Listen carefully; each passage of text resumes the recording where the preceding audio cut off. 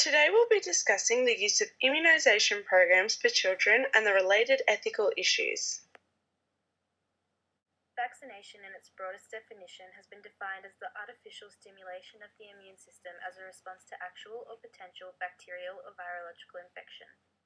While immunisation is a proven benefit to society, it poses several bioethical issues that are continually debated within communities and the healthcare sector. Despite clear association between vaccination and the eradication of many diseases, such as measles as seen in the graph, many parents continue to choose for their children to forego vaccinations in fear of the risks that may be associated. However, it is a key argument that this decision places their children, as well as others, at risk of vaccine-preventable communicable diseases due to the compromise of herd immunity. Some, such as P. Bradley of the Northamptonshire Health Authority, argue that while benefits of vaccination may outweigh the potential risks on a communal scale, there is no need for mandatory vaccination at this point in time.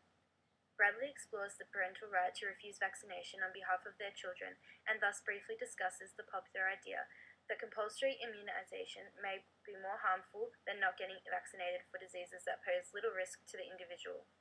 However, he does add that vaccines that counter rabies and similar immunisations are exceptions of this rule, as the risk of significant harm is clearly greater without the vaccine. Thus, Bradley displays an opinion that is mostly against compulsory immunisation, with the exception of vaccines that act as cures rather than preventions. Here, non-maleficence outweighs the need to respect parental authority. Bradley contrasts the idea of communitarian rights versus the right to individual privacy and determines that vaccination is not crucial to well-being in most cases. It is a key point in the argument opposing compulsory immunisation that individuals and parents ensure that they themselves are immunised rather than forcing others to be. Bradley believes that enough people are being immunised without force so that to mandate such a thing would be pointless.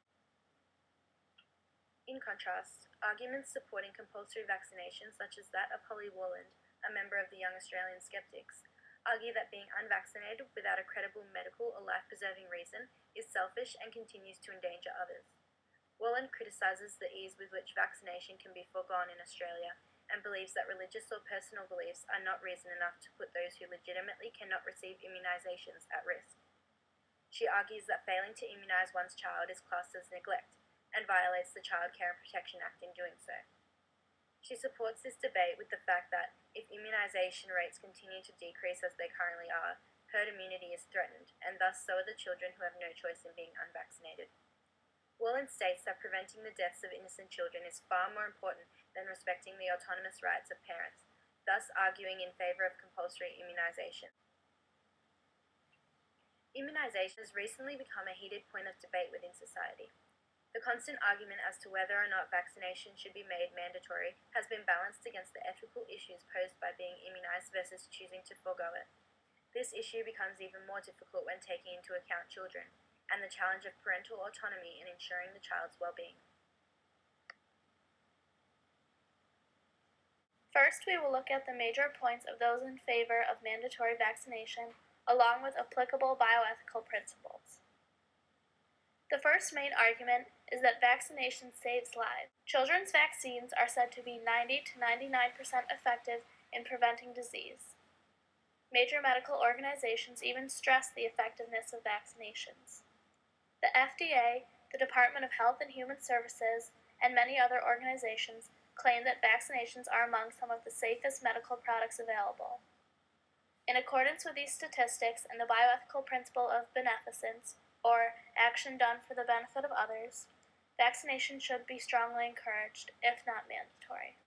Another argument in favor of mandatory vaccination is that vaccines are safe and FDA approved. In opposition to claims stating that the ingredients in vaccinations are harmful, research shows that the ingredients in vaccines are safe in the amounts used. People who use this as an argument against vaccinations neglect the fact that babies are exposed to more bacteria, toxins, and harmful substances in one day than they are in a vaccine. Justice and autonomy can be addressed here because, since babies are unable to make a decision like this on their own, they depend on their parents to make this decision. Therefore, by the principle of autonomy, parents have the duty to inform themselves and to do what is best for their child. Justice is defined as fairness, equality, and rightness. A child who is not vaccinated, according to those in favor of mandatory vaccination, is not given this sense of equality or fairness because they are at a higher risk for certain health issues and diseases. Thirdly, vaccination protects the herd. Simply put, getting vaccination not only helps you, but helps the greater community. In some cases, bioethicists in favor of vaccination could argue non-maleficence because not vaccinating yourself or your child could have harmful effects on other people. For one, parents who vaccinate themselves protect their unborn children from certain viruses that can cause birth defects, and they also decrease the chances of passing on diseases to their children. Secondly, vaccinations protect what is known as the herd. Herd immunity is when a majority of the population vaccinates themselves, making it unlikely for an outbreak of a disease to occur. This, in turn, protects the group of people who cannot, for whatever reason, whether it be age or health-related, be vaccinated.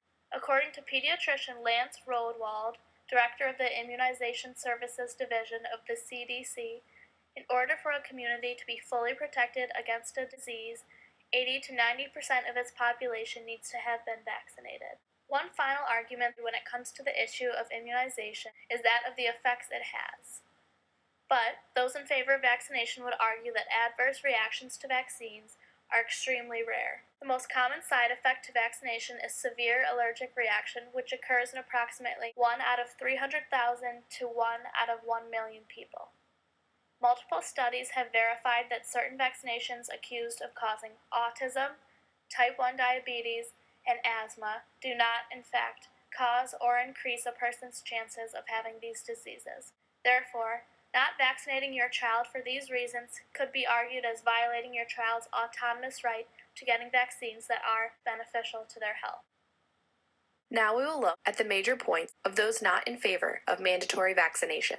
Vaccines can cause serious and sometimes fatal side effects. According to the CDC, all vaccines can carry some risk of a life-threatening allergic reaction. The CDC also reports that pneumonia can be caused by the chickenpox vaccine. The National Vaccine Information Center says that vaccines may be linked to learning disabilities, asthma, autism, diabetes, chronic inflammation, and other disabilities. In addition to these more serious side effects, injection site reactions, mild fever, shivering, and muscle joint pain are very common side effects of vaccines. Vaccines can contain harmful ingredients. Although the amount of chemical additives found in vaccines is very small, they still have been found to have adverse effects on the body.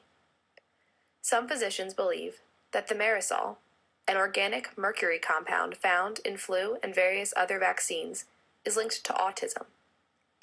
Additionally, aluminum is used in some vaccines, and excess aluminum in the body can lead to neurological damage. Another example of this is formaldehyde, a carcinogen that can lead to side effects such as cardiac impairment, central nervous system depression, changes in higher cognitive functions, coma, convulsions, and even death, which is found in many vaccines. Some vaccines for the flu also contain chicken egg protein, which can be harmful to children who are allergic to eggs. Mandatory vaccines may breach protected religious freedoms. Although the purpose of vaccination is to protect against disease, this interest clashes with the right of freedom of religion. The First Amendment protects the freedom to exercise religion without government interference. Some Christian scientists consider vaccinations against their religion, therefore forcing their children to be immunized directly goes against their beliefs.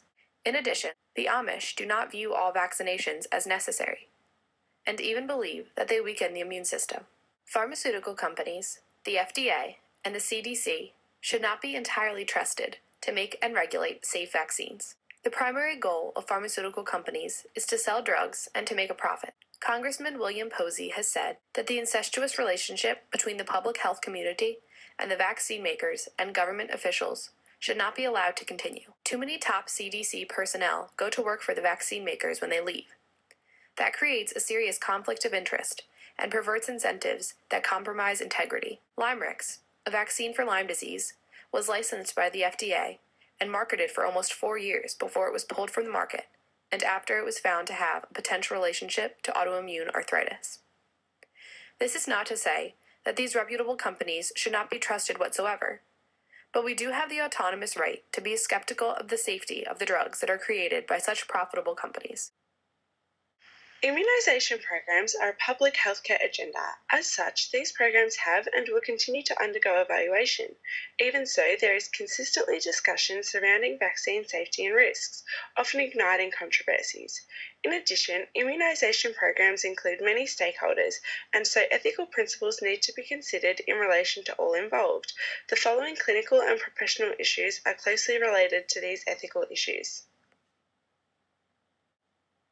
Autonomy translates to self-rule and has been expanded to refer to the rights of individuals in making their own decisions, free of interference and restrictions that inhibit meaningful choice. A parent has the right to act as their child's proxy. As a dependent, the principle of autonomy dictates that they should be protected against harm. A problem arises in regards to immunisation, as it is then a question of which option is less likely to cause harm. A parent is always going to be acting within their child's best interests, however their decision is influenced by many things. The media has a substantial impact on generating and maintaining controversies surrounding vaccination. In 1998, former Dr. Andrew Wakefield infamously claimed that there was a correlation between the live attenuated MMR vaccine and autism in children. Wakefield's conclusions were immediately challenged by medical and public organisations and were ultimately proven to be invalid. As a result, the article was fully retracted and Wakefield's medical licence was revoked. Despite this, a 2009 study revealed that 25% of US parents believed some vaccines cause autism. This indicates the influence media has on parents' autonomic decisions. The issue is that some may be choosing to forego immunisation of their children despite the risks being countered by medical knowledge. Herd immunity has played a major role in the dramatically declining numbers of disease notification. A community achieves herd immunity when 90 to 95% of a population is immunised against a disease, as transfer is inhibited. However, following herd immunity, many assume that it is unlikely for their child to become ill, and therefore opt not to immunise, as the risks of the vaccination itself seem to outweigh the chance of attaining the disease. This graph provides an image of the wide-reaching benefits of immunisation. As shown, the transfer of rubella and measles declines drastically, and since the implementation of the pneumococcal vaccine in 2001, notifications also drop. The principle of beneficence refers to the ethical responsibility to act for the benefit of others. The implementation of immunisation programs has led to the worldwide eradication of smallpox and the near elimination of polio. It is more beneficial for the individual to be immunised, as they are at substantially less risk of attaining a disease. A study in a US school suggested that exempt children were 35 times more likely to contract measles than those that had been vaccinated. It is also better for the community that as many individuals as possible are immunised. This creates herd immunity and, as discussed, can drastically reduce the transfer of vaccine-preventable diseases.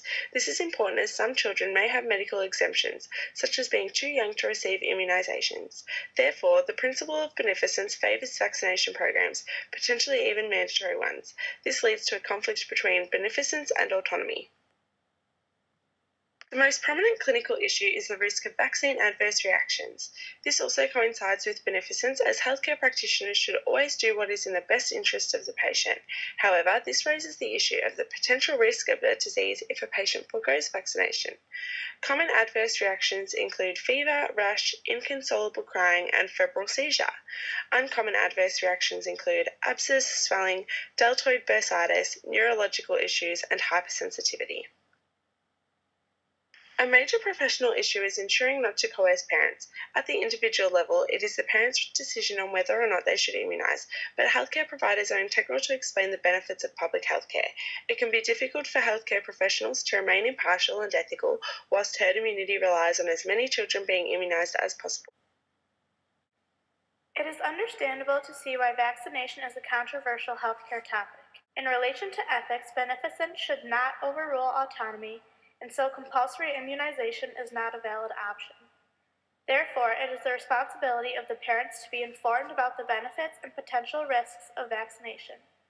It is clear that there are strong opinions on the issue of immunization. However, some are not always using legitimate evidence or information. It is vital to ensure that information is credible so that parents can make an educated and knowledgeable decision. In conclusion, we would like to offer a couple of thought questions. Should parental autonomy outweigh beneficence? Is it critical for a community's health to make vaccination mandatory?